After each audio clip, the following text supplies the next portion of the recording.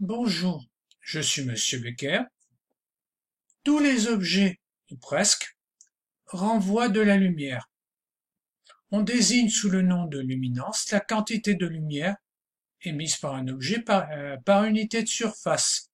Cette luminance dépend de la température, c'est la loi de Stéphane, et à température constante et aussi des matériaux. Donc, on peut se servir de la luminance pour déterminer des quantités de matériaux à température constante. Par exemple, on peut s'en servir pour mesurer des quantités d'ADN ou de protéines. Donc, voyons la méthode. Donc, pour cela, on peut utiliser un logiciel qui existe en ligne et hors ligne, Mesurim2, et qui est très simple d'utilisation, comme vous allez le voir. Donc, la première chose à faire est d'ouvrir une image. Donc, on est bien sûr image. Ouvrir une image, soit au format JPEG, soit au format PNG. Vous remarquerez que les BMP ne sont pas acceptés. Donc, j'ouvre une image. Je vais prendre cette image. Ouvrir.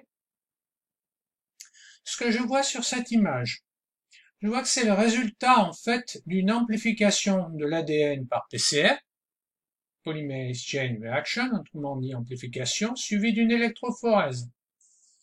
Et on peut voir différentes bandes qui correspondent à autant de segments d'ADN. La cuve est ici et est éclairée par en dessous.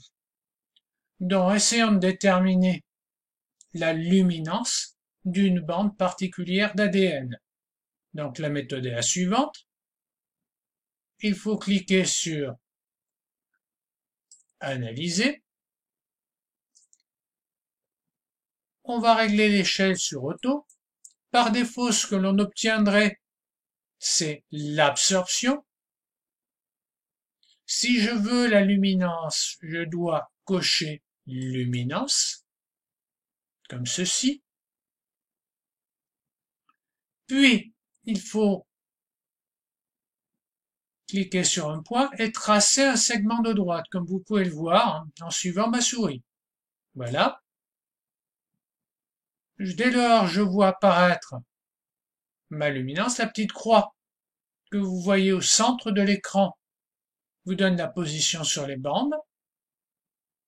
Je vois par exemple qu'ici, j'ai une luminance d'environ de 95% pour cette bande d'ADN.